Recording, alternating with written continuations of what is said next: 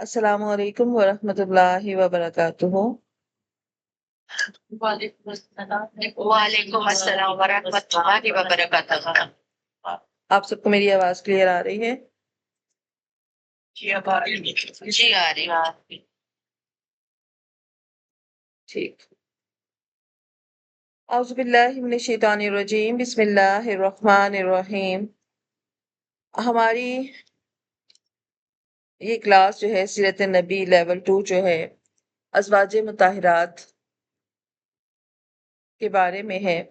ازواج مطہرات نبی پاک صلی اللہ علیہ وآلہ وسلم کی وہ بیویاں ہیں جن سے آپ صلی اللہ علیہ وآلہ وسلم نے نکاح کیا، اور قرآن پاک نے انہیں امہات المومنین فرمایا۔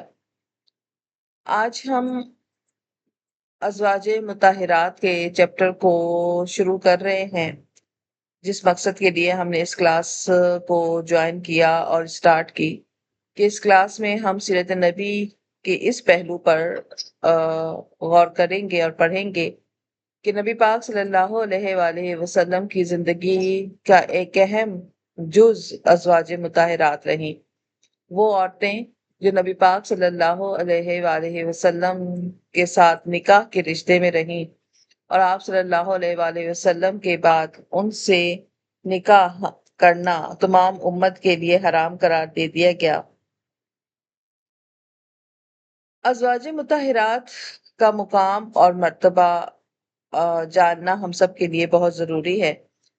قرآن پاک میں اللہ رب العزت نے ازواج مطہرات کے بارے میں خود فرمایا ہے، النبی اولی بالمؤمنین من انفسہم وازواجہ امہاتہم، یعنی نبی مومنوں کے ساتھ خود ان کی جانوں سے بھی زیادہ قریب ہے، اور نبی کی بیویاں ان کی مائیں ہیں۔ سورہ احزاب کی آیت ہے۔ اللہ تعالیٰ نے خود ان خواتین کو پوری امت کی مائیں کہا ہے، لہٰذا جس طرح ایک ماں کا احترام، عزت اور حرمت ہے، تو اسی طرح ان ازواج کی بھی عزت، احترام اور حرمت ہے۔ جس طرح انسان اپنی ماؤں کے بارے میں کوئی غلط بات بیان نہیں کر سکتا، نہ سن سکتا ہے، بالکل ایسے ہی امہاتہم کہہ کے اللہ رب العزت نے انہیں انتہائی محترم اور مکرم کر دیا ہے۔ وہ عام عورتیں نہیں ہیں۔ سب سے پہلے تو ذہنوں میں یہ بات ہمیں بٹھانی ہوگی کہ یہ ہم جن کے بارے میں اب پڑھ رہے ہیں وہ عام عورتیں نہیں ہیں، وہ خاص عورتیں ہیں۔ اور وہ خاص عورتیں کیوں ہیں؟ کیونکہ انہیں اللہ نے مومنوں کی مائیں کہا ہے، امہات المومنین۔ تو ان کے بارے میں پڑھنے سے پہلے ان کا مرتبہ ہمارے ذہنوں میں بڑا کلیئر اور واضح ہونا چاہیے، تاکہ جب ہم ان کے بارے میں پڑھیں تو ہر قسم کے شک اور ہر قسم کے غاصبانہ رویے سے اور ہر قسم کے اختلاف سے بالاتر ہو کے پڑھیں۔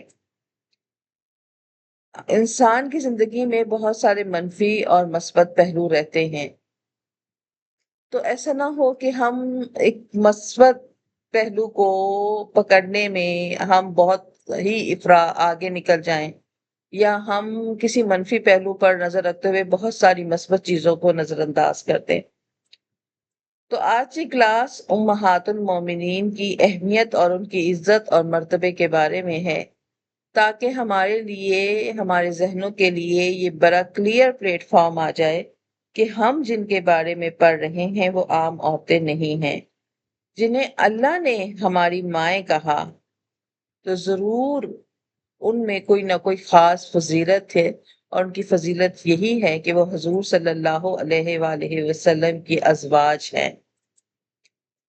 یہاں ایک سوال یہ پیدا ہوتا ہے کہ اللہ رب العزت اگر حکم دیتے صرف عزت اور احترام کا، تو ہم ویسے بھی ان کی عزت اور احترام کرتے، تو اللہ تعالیٰ نے ان کے لیے امہات کا لفظ کیوں استعمال کیا؟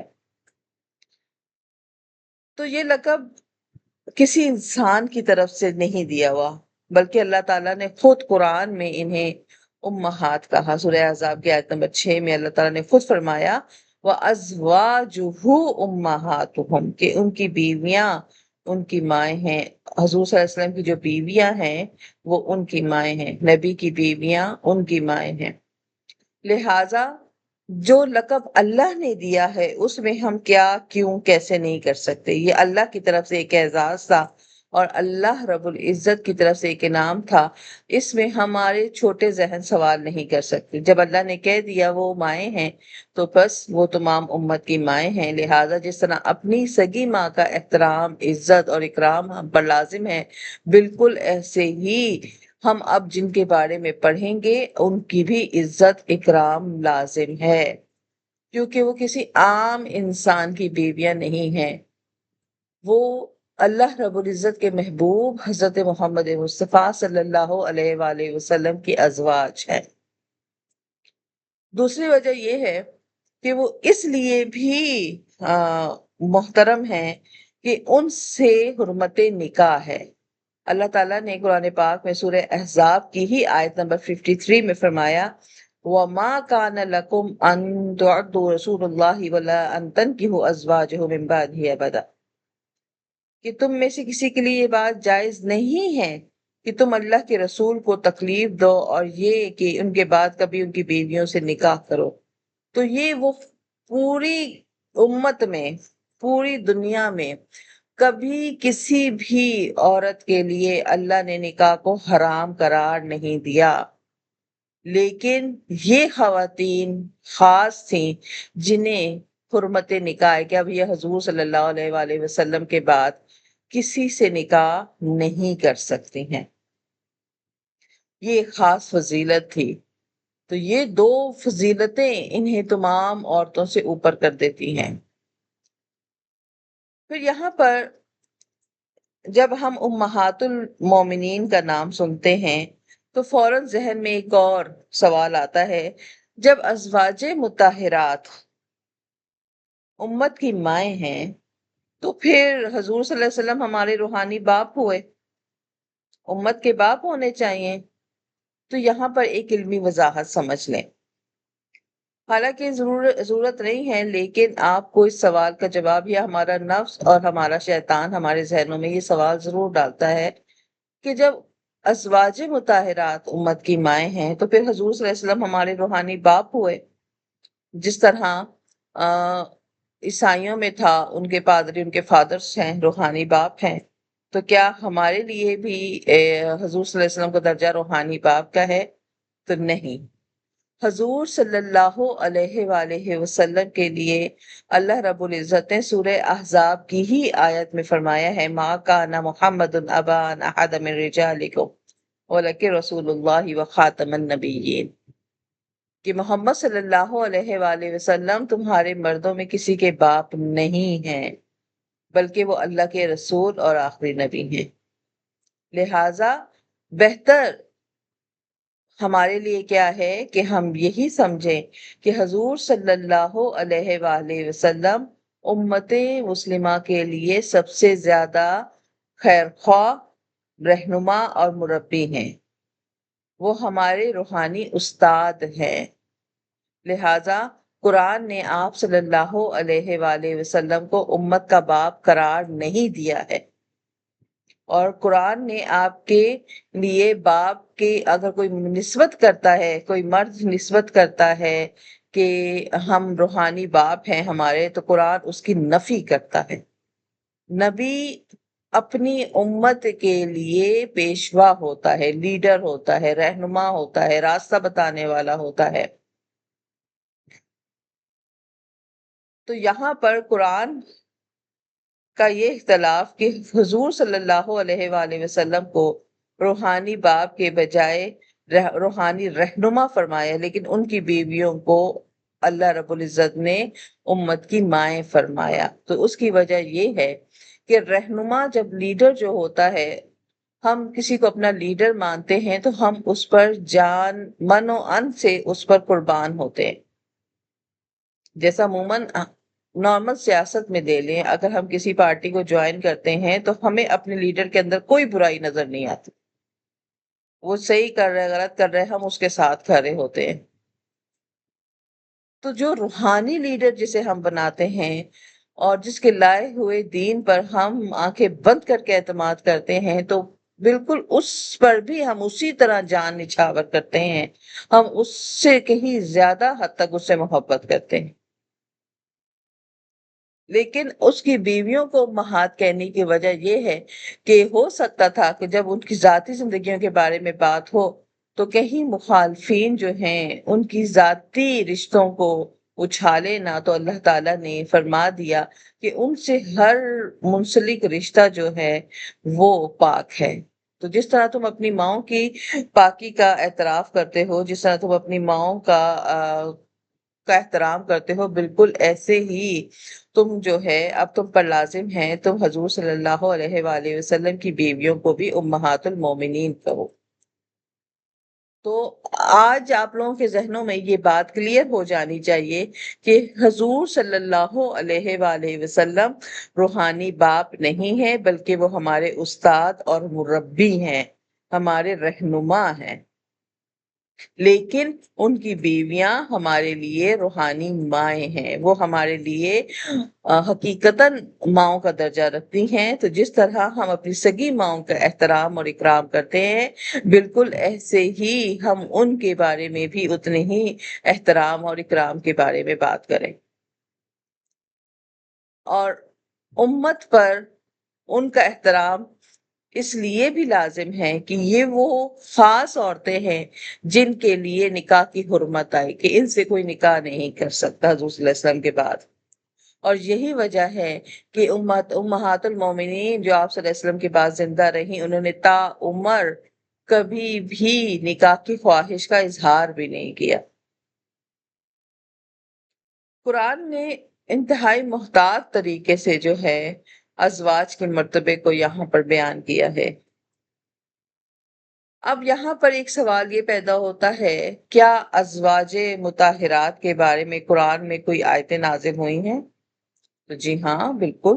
قرآن پاک میں سورہ احزاب میں آیت نمبر 6 میں اللہ نے فرمایا یہ تمہاری مائیں ہیں۔ پھر اللہ رب العزت نے آیت نمبر 28 اور 29 میں فرمایا کہ نبی پاک صلی اللہ علیہ وسلم کی ازواج کو دنیا اور رسول کے درمیان اختیار دیا گیا ہے، اگر دنیا کی زینت چاہیں تو الگ کر ہو جائیں، اور اگر رسول اور آخرت چاہتی ہیں تو اللہ کے ہاں ان کا عظیم اجر ہے۔ یہ انہی ازواج مطہرات کے بارے میں نازل ہوئی ہیں۔ آیت نمبر 30 اور 34 سورہ احزاب کی ہی ازواج رسول کے بارے میں خصوصی احکام ہیں، ان کی ذمہ داری، ان کے تقوی اور گھر میں قرآن و حکمت کی تعلیم کا ذکر ہے۔ سورہ احزاب کی ہی آیت نمبر 32 میں ہے کہ اللہ فرماتے ہیں یا نساء نبی لستن کاحد من النساء، اے نبی کی بیویوں تم عام عورتوں کی طرح نہیں ہو۔ تو یہ ان کی اہمیت تھی، یہ ان کا خصوصی مقام تھا، یہ ان کی ذمہ داری تھی۔ یہ عام عورتوں سے جب اللہ نے انہیں کہہ دیا لستن کاحد من النساء، تم عام عورتوں کی طرح نہیں ہو، تو اس کا مطلب ہے ہم جن کے بارے میں پڑھ رہے ہیں وہ اللہ کی خاص چنی ہوئی ہیں۔ اسی طرح آیت نمبر 33 میں فرماتے ہیں کہ گھروں میں رہو، جاہلیت کی نمائش سے بچو، نماز، زکوٰۃ، اللہ کے رسول کی اطاعت کا حکم۔ آیت تطہیر کے الفاظ بھی اسی بارے میں آئے ہیں۔ اور آیت نمبر 53 سورہ احزاب پوری اگر اکثریت اس کی دیکھیں تو وہ ازواج مطہرات کی فضیلت ہی کو بیان کر رہی ہے۔ حضور صلی اللہ علیہ وسلم کے گھر میں داخلے، آداب اور ازواج سے پردے کا حکم دیا گیا ہے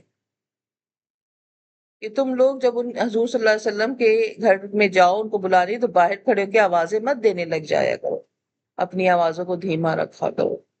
حضور کے ازواج جب گھر سے نکلے تو اپنی نگاہوں کو جھکا لو، راستے کو خالی کر دو، وہ عام عورتیں نہیں ہیں۔ اب یہاں ایک اور سوال پیدا ہوتا ہے، آیت تطہیر۔ آیت تطہیر کسی کو پتہ ہے کسے کہتے ہیں؟ سورہ تحریم کی جو ابتدائی 5 آیات ہیں وہ بھی ازواج مطہرات کے بارے میں آئی ہیں۔ آیت تطہیر کے بارے میں کسی کو پتہ ہے؟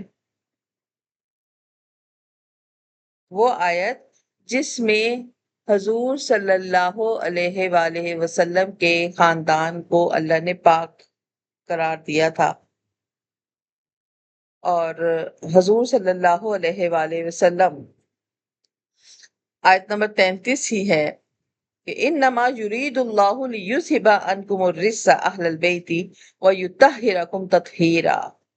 اسے آیت تطہیر کہتے ہیں کہ اے اہل بیت، اللہ تو یہی چاہتا ہے کہ تم سے ناپاکی کو دور کر دے اور تمہیں خوب پاک کر دے۔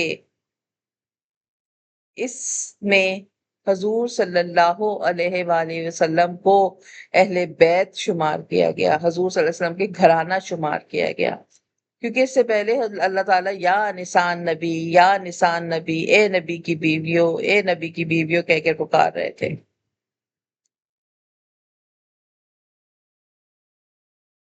آیت تطہیر جو ہے نا، یہ خاص طور پر ازواج ہی کے لیے نازل ہوئی، اور اس میں قطعی طور پر اہل بیت جو ہے نا وہ شامل ہیں۔ لہٰذا جب بھی آپ کے سامنے اگر پوچھا جائے کہ آیت تطہیر کون سی ہے، تو سورہ احزاب کی آیت نمبر 33 آیت تطہیر ہے، اور یہ اہل بیت میں ازواج مطہرات کو شامل کیا گیا ہے کہ اللہ تعالیٰ نے تم سے گندگی کو پاک کر دیا ہے۔ بخاری اور مسلم کی ایک حدیث مبارکہ ہے اور صحیح حدیث ہے۔ بخاری اور مسلم جو ہیں یہ احادیث کی بڑی کتابیں شمار ہوتی ہیں، اور ان بڑی کتابوں میں صرف وہی حدیثیں ذکر ہیں جو حضور صلی اللہ علیہ وسلم سے باقاعدہ روایت کی گئی ہیں۔ ان صحیح حدیث میں حدیث قصہ آتی ہے۔ حدیث قصہ جب آپ صلی اللہ علیہ وسلم اپنی چادر لے کے آپ صلی اللہ علیہ وسلم نے ایک طرف حضرت علی کو، حضرت فاطمہ کو، حضرت حسن کو، حضرت حسین رضی اللہ تعالیٰ عنہ، ان تمام کو اپنی چادر میں لیا اور ان کے لیے دعا فرمائی تھی، تو اس حدیث کو حدیث قصہ کہا جاتا ہے۔ حضرت عائشہ سے مروی ہے کہ یہ واقعہ جب ہوا تو نبی پاک صلی اللہ علیہ وسلم نے ان حضرات کو چادر میں جمع کیا اور آیت تطہیر پڑھی، جو یہ آیت نازل ہوئی تھی نا، اس کو پڑھا۔ لہٰذا تمام اہل سنت کا اس بات پر اتفاق ہے کہ ازواج مطہرات بھی اہل بیت میں شامل ہیں۔ اکثر لوگ جو ہیں جب بھی یہ حدیث بیان کرتے ہیں تو وہ یہ کہتے ہیں کہ آپ صلی اللہ علیہ وسلم نے چادر اوڑھ کے حضرت علی، حضرت فاطمہ اور امام حسن اور حسین کو، جسے ہم پنج تن پاک کہتے ہیں، ہم اکثر جملہ استعمال کرتے ہیں نا، 5 تن پاک، تو یہ 5 تن جو ہے یہ اسی حدیث قصہ سے لیے گئے ہیں کہ آپ صلی اللہ علیہ وسلم نے اپنی چادر کو پھیلایا، دونوں ہاتھوں کو پھیلایا، جس کندھوں پر چادر تھی، اور اس چادر کے اندر ایک طرف حضرت فاطمہ کو اور ایک طرف حضرت علی کو، اور آپ نے اپنی گود میں امام حسن اور حسین کو اس چادر کے اندر کیا، اور آپ صلی اللہ علیہ وسلم نے یہی سورہ احزاب کی آیت کو پڑھا۔ تو لوگوں نے یہ گمان کرنا شروع کر دیا کہ اہل بیت میں صرف یہی لوگ شامل ہیں، لیکن سورت یہ بات یہ بتاتی ہے کہ اس آیت سے پہلے یا نسان نبی اور نبی کی بیویاں شمار تھا۔ تو اس مغالطے میں ہم نہ رہ جائیں کہ صرف یہ آیت جو ہے نبی کی بیویوں کے لیے ہے، تو اللہ تعالیٰ نبی پاک صلی اللہ علیہ وسلم نے ان 5 کو بھی اپنے اہل بیت میں شمار کیا۔ اللہ تعالیٰ ہمیں گمراہی سے بچائے۔ لہٰذا اہل سنت اور جماعت کا یہ عقیدہ ہے کہ آیت تطہیر جو ہے یہ صرف ایک گروہ تک محدود کرنا اس کو درست نہیں ہے۔ اہل بیت کے اندر قرآن مجید سے ثابت شدہ آیت کے تحت ازواج مطہرات بھی داخل ہیں، اور اہل بیت میں صحیح حدیث قصہ کے ذریعے حضرت علی، حضرت فاطمہ اور ان کی اولادیں بھی شامل ہیں۔ یہ تمام اہل بیت ہیں۔ لہٰذا جو لوگ ازواج مطہرات کو اہل بیت نہیں مانتے وہ بھی گمراہی کی طرف چلے جاتے ہیں، اور جو حضور صلی اللہ علیہ وسلم کی حضرت فاطمہ کی اولاد کو اہل بیت نہیں مانتے وہ بھی گمراہی کی طرف چلے جاتے ہیں۔ تو ہمیں درمیان کا راستہ اختیار کرنا ہے۔ تو قرآن نے جن کے لیے آیت تطہیر نازل کی وہ بھی ہمارے لیے انتہائی عزت والے ہیں، اہل بیت ہیں، حضور صلی اللہ علیہ وسلم کے گھرانے ہیں۔ اہل بیت کہتے ہیں حضور صلی اللہ علیہ وآلہ وسلم کے گھرانے والے، اور جن کو حضور صلی اللہ علیہ وسلم نے جن کو اپنی چادر کے نیچے لے کر یہ آیت تلاوت فرمائی اور دعا کی کہ یا اللہ یہ میرے گھر والے ہیں، تو وہ بھی ہمارے نزدیک اہل بیت ہیں۔ لہٰذا ہمارے ایمان کا یہ تقاضا ہے کہ ہم محبت میں، ادب میں حد سے نہ بڑھیں۔ جو قرآن اور حدیث ہمارے لیے حدود مقرر کر رہا ہے ہم اس کے پابند رہیں۔ تو آج کی کلاس میں ہم نے جو بات سیکھی وہ یہ ہے کہ حضور صلی اللہ علیہ وآلہ وسلم کے گھرانے میں یہ ازواج مطہرات شامل ہیں، اہل بیت ہیں، امت کی مائیں انہیں قرآن نے فرمایا ہے، آیت تطہیر انہی کے بارے میں نازل ہوئی تھی، کیونکہ اللہ تعالیٰ نے یہ فرمایا تھا کہ تمہیں پاک کیا گیا ہے۔ تطہیر معنی ہوتے پاکی کرنا۔ اب ان ازواج کی تعداد کتنی تھی یہ آپ لوگوں کو لکھنا پڑے گا۔ ان ازواج کی تعداد 11 تھی۔ جو ازواج مطہرات جنہوں نے حضور صلی اللہ علیہ وآلہ وسلم سے نکاح کیا تھا ان کی تعداد 11 تھی۔ 2 کا انتقال آپ صلی اللہ علیہ وسلم کی زندگی میں ہی ہو گیا تھا، اور باقی 9 جو ہیں وہ آپ صلی اللہ علیہ وسلم کے بعد ان کا انتقال ہوا۔ ترتیب سے لکھیے۔ پہلے نمبر پر حضرت خدیجہ رضی اللہ تعالی عنہا۔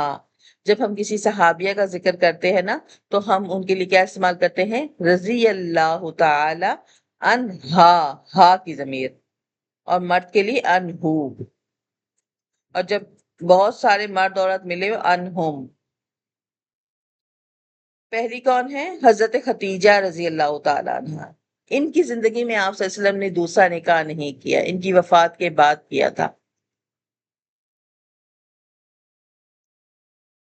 نمبر 2 پر حضرت سودا، حضرت خدیجہ کے بعد یہ آپ کے نکاح میں آئی تھی۔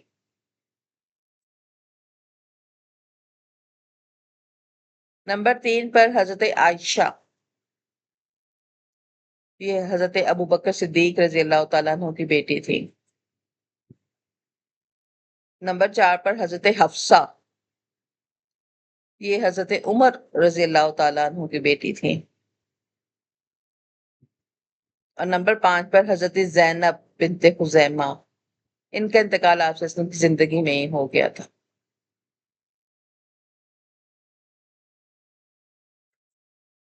دو زینب تھیں، ایک زینب بنت خزیمہ اور دوسری حضرت زینب بنت جہش، لہذا مکس مت کیجیے گا۔ حضرت خدیجہ، حضرت سودا، حضرت عائشہ، حضرت حفصہ، حضرت زینب، حضرت ام سلمہ۔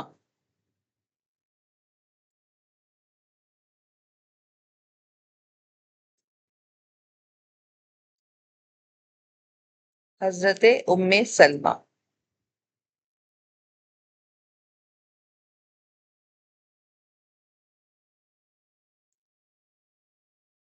آپ کے سامنے اسکرین پہ نا وہاں پر زینب بنت خزیمہ 2 دفعہ لکھا ہوا ہے، اسے درست کر لیجئے گا، یہ ام سلمہ ہے۔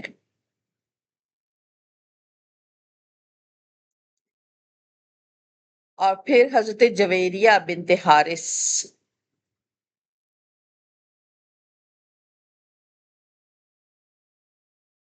حضرت ام حبیبہ، یہ ابو سفیان کی بیٹی تھی، رملہ۔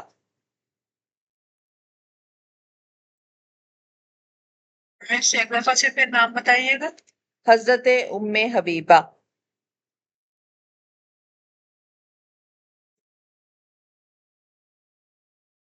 یہ کہیں کی بیٹی؟ یہ ابو سفیان کی بیٹی تھی۔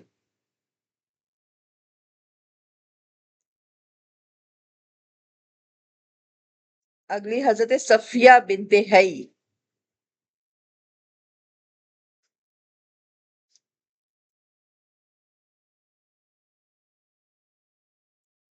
حضرت صفیہ بنت حی۔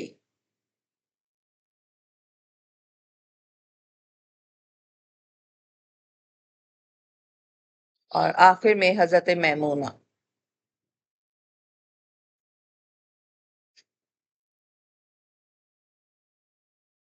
کون سی؟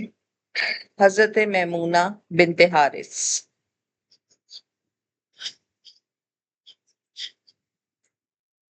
یہ 11 ازواج مطہرات تھیں. ان میں سے 2 کا انتقال آپ صلی اللہ علیہ وسلم کی زندگی میں ہوا تھا. نمبر پہلی حضرت خدیجہ اور دوسری حضرت زینب بنت خزیمہ. باقی 9 کے نام دوبارہ ری چیک کر لیں. حضرت سودا، حضرت عائشہ، حضرت حفصہ، حضرت ام سلمہ، حضرت زینب بنت جہش. زینب 2 تھیں. اچھا، ایک زینب بنت خزیمہ جن کا انتقال آپ صلی اللہ علیہ وسلم کی زندگی میں ہوا، اور یہ حضرت زینب بنت جہش تھی. حضرت جہش، جیم ہا شیم.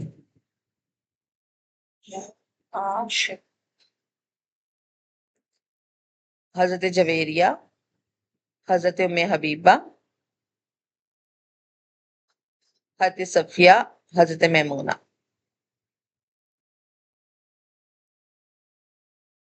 یہ تمام 11 جو خواتین ہیں انہیں امہات المومنین کہا جاتا ہے.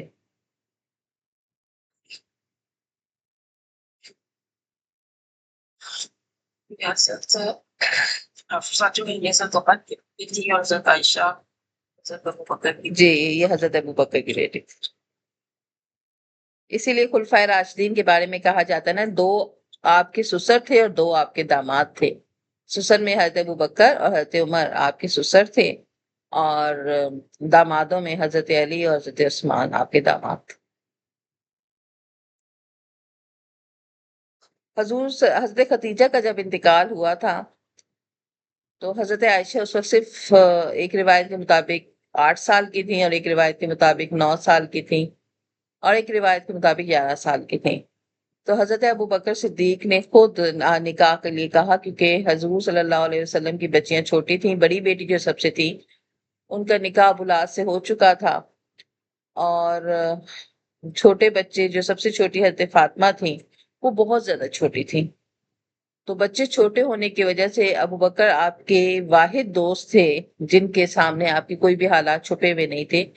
تو انہوں نے خود حضرت عائشہ کا نکاح پر آپ صلی اللہ علیہ وسلم کو مجبور کیا، اور آپ صلی اللہ علیہ وسلم نے حضرت عائشہ سے نکاح کیا. لیکن رخصتی ان کے مدینہ منورہ میں حضرت عائشہ کے بالغ ہونے کے بعد ہوئی تھی. اور پھر اسی دوران جو ہے حضرت سودا سے آپ صلی اللہ علیہ وسلم نے نکاح کیا، کیونکہ حضرت سودا کی عمر زیادہ تھی اور آپ صلی اللہ علیہ وسلم سے بڑی تھی. اور حضور صلی اللہ علیہ وسلم کے نکاح میں آنے کے بعد انہوں نے گھر کو بہت اچھے طریقے سے سنبھالا. اور مکہ میں یہ 3 نکاح ہوئے تھے، حضرت خدیجہ سے، حضرت سودا سے، اور حضرت عائشہ سے. اس کے بعد کے جتنے نکاح ہیں وہ مدینہ کے اندر ہوئے تھے. ان تمام میں جو کواری تھیں، یعنی جو ان میرڈ، جنہوں نے پہلے کوئی نکاح نہیں ہوا، ان میں صرف حضرت عائشہ تھی. باقی تمام جو ہیں یا تو انہیں طلاق یافتہ تھیں یا پھر بیوہ تھیں. صرف حضرت عائشہ وہ واحد ازواج ہیں جو کہ کواری تھیں. انشاءاللہ ہم ان کی تفصیل کے ساتھ ان کو پڑھیں گے. اور اس کے علاوہ آپ صلی اللہ علیہ وسلم کی ایک باندی بھی تھیں جو ماریہ قبطیہ کے نام سے مشہور ہیں، وہ آپ کی خدمت پر تھیں، اور ان سے ایک بیٹا بھی ثابت ہوا ہے، وہ بھی ہم انشاءاللہ پڑھیں گے. اور یہی وہ ازواج تھیں جن سے آپ صلی اللہ علیہ وآلہ وسلم نے تعلقات قائم کیے. ان کے علاوہ کسی عورت کے بارے میں تاریخ نہیں ملتی. تو لہٰذا ہمارے آج کی کلاس کا خلاصہ یہ ہے کہ ازواج مطہرات یہ صرف حضور صلی اللہ علیہ وسلم کی بیویاں نہیں ہیں، بلکہ قرآن کے مطابق قیامت تک آنے والے مومنین کی مائیں ہیں. لہٰذا ہم نے ان کا اتنا ہی اکرام کرنا ہے جتنا اپنی ماؤں کا کرتے ہیں. اللہ تعالیٰ انہیں ایک خصوصی تعلق عطا کیا ہے. ان کے بعد حضور صلی اللہ علیہ وسلم کے بعد ان سے نکاح کرنا جو ہے وہ حرام ہے. یہ بات یاد رکھیے گا کہ اہل بیت میں ازواج مطہرات اور آپ صلی اللہ علیہ وآلہ وسلم کا گھرانے میں یہ تمام 11 ازواج مطہرات حضرت علی، حضرت فاطمہ، امام حسن اور حسین شامل ہیں، اور امام حسن اور حسین کا شامل ہونا حدیث سے ثابت ہے، اور ازواج مطہرات کا اہل بیت میں شامل ہونا قرآن کی آیت سے ثابت ہے۔ لہٰذا ان تمام خواتین کے بارے میں اب ہم جب پڑھیں گے فردن فردن، تو انتہائی ادب اور اکرام سے پڑھنا ہے، یہ معمولی عورتیں نہیں ہیں۔ تو یہاں پر آج ہم نے پڑھا ازواج مطہرات کی فضیلت کے بارے میں۔ انشاءاللہ تعالی کل ہم حضرت ختیجہ رضی اللہ تعالی عنہ کی زندگی کے بارے میں پڑھیں گے۔ کسی نے کوئی سوال کرنا ہے تو کر لیجئے۔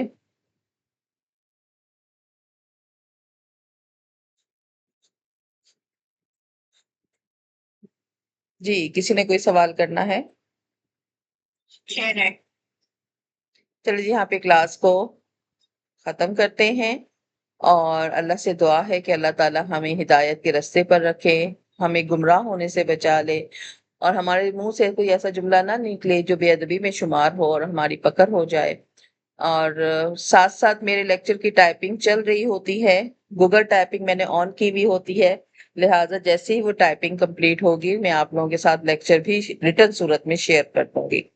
اور یہ آپ لوگوں کے پاس امانت ہے، یہ صرف اس وجہ سے شیئر کیا جا رہا ہے تاکہ آپ املے کی غلطیوں سے بچ سکیں، اور آپ کے پاس تا عمر جو ہے یہ چیز محفوظ ہو سکے۔